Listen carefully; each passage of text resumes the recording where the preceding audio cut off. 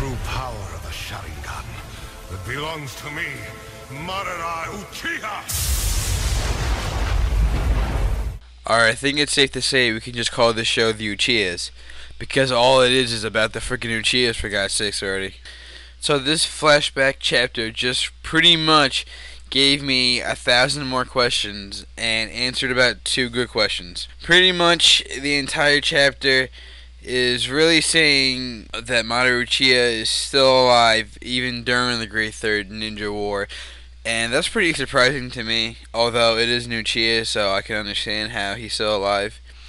And it's kind of stupid. I mean, this guy, I think he has like a fetish or something for Hashirama, because this guy is using everything Hashirama, all of his pretty much abilities. I mean, he's living off of his, he's living off of the Geromazo. So, I mean, that's not really anything special.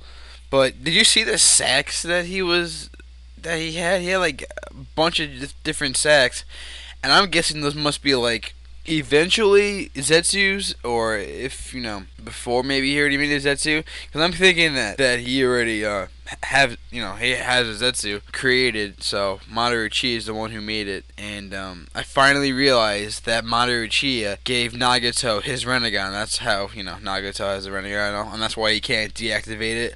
Because I think once you give someone a Sharingan or Rinnegan or whatever, Byakugan, they can't deactivate it. Although that guy who was with the Mizukage that had that one Byakugan in his right eye was able to deactivate it and activate it when he wanted to. So, I don't know. But, Kakashi can't deactivate his Sharingan. Nagato never does, although I don't know why you would ever want to deactivate that overpowered Rinnegan. But, whatever. That's not really the main thing in this chapter. This really confirms that Obito, when he was being Toby, with the orange mask and all, everything that he was saying that, he's Madara Uchiha, pretty much whatever he said he did, like he started the Akatsuki, he gave Nagato his eyes. He wasn't referring to himself, he was referring to the real Madara Uchiha. So he was kind of giving them hints and all, but it was too vague to understand and all. I mean, this chapter just really, how the hell did Obito turn into, I guess you could call it, badass / fucked up psychotic villain who wants to take over the world pretty much, and no one will pretty much be awake or alive to even witness the end, because they will all be in an infinite Tsukuyomi. I mean, the amount of brainwashing Madara Uchiha is going to have to do is overwhelming to me, because, this show is about 50% also, 50% brainwashing people. Like, Sasuke's been brainwashed like 2-3 times already. It's just, I lost track. In this chapter, you see Obito always being goofy. He's always goofy. Not 1 second. He was serious when he realized, when Madara Uchiha told Obito that, he's Madara Uchiha, and that he realized he's alive and he has to help Kakashi and Ren, because the Great Ninja War, third one, is still happening. So he has to get out of here. He has to go see him and all, and blah blah blah. See Rin, see his bitch. And I don't know how this little kid turns into that big evil bitch. It makes no sense. Fortunately and conveniently enough for Obito, there was a secret underground passage Madara Uchiha made, pretty much just for Obito. Just imagine if Kakashi was crushed instead of Obito. He would have been dead probably, because later in the chapter, well, in the beginning kind of, he says like it's, how the hell are you still alive? You should have been crushed. I guess your eyes helped you slip through it or something like that. So pretty much, I guess, Obito was able to survive because he somehow maybe awakened his, maybe a further stage of the Sharingan. Maybe the Mangekyo. I highly doubt it, because he just still got his, the 2-tome Sharingan. So maybe he got the Mangekyo, but whatever. I think he might have used Kemu without really noticing or anything, just happened because, it was a life or death situation.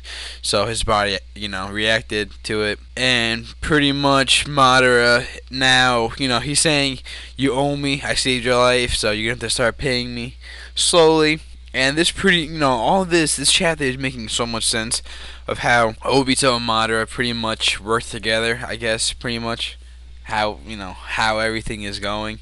Because besides the fact that this kid is still like a good little mama's boy, I mean, everything else really, checks in, for, in the book and all. I mean, the Geto Mazo's there. He gave Nagato the Renegon. I mean, even one Obito, just like, he started to wake up.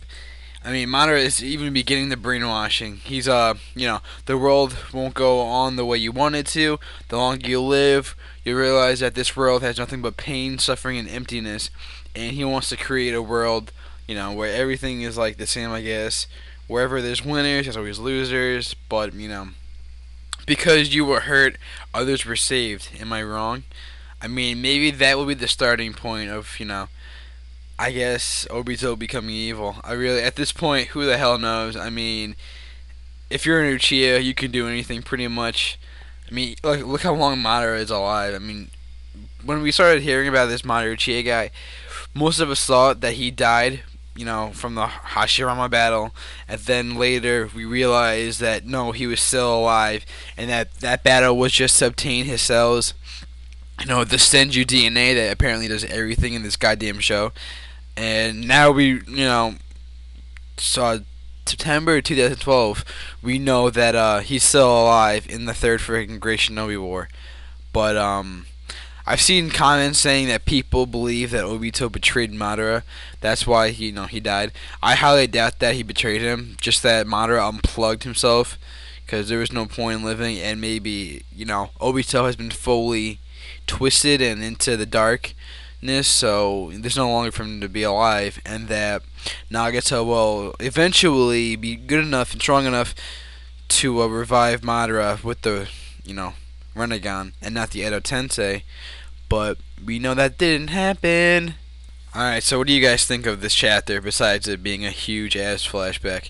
I honestly am kind of glad that, they didn't have a flashback within even in the chapter, they had a flashback. They had two flashbacks, I think, of, Kakashi being saved by Obito, and Obito being crushed, and Kakashi and Obito working together to take down one of those, I forgot, the stone ninjas, one of those evil guys that were trying to attack the Hanley village ninjas.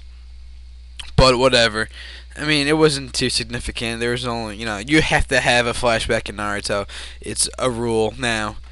But the last question is, what eyes does Madara have? Because the Itachi, massacre with the Uchiha clan obviously didn't happen yet. So, I mean, these two Uchiha are still alive, and I'm guessing hundreds and thousands more.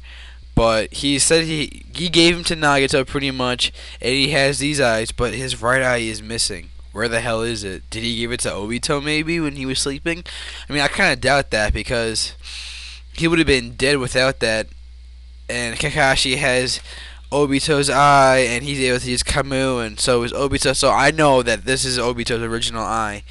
But Madara's, how did he get this, and why does he only have one? That's my only question, really. Other than the fact, where the fuck is everybody else? Where's Sasuke, and where's, Sakura, Tenten, and Neji, and all those losers? But anyway, thanks for watching, and hopefully 603 explains a lot more, and a lot less flashbacks.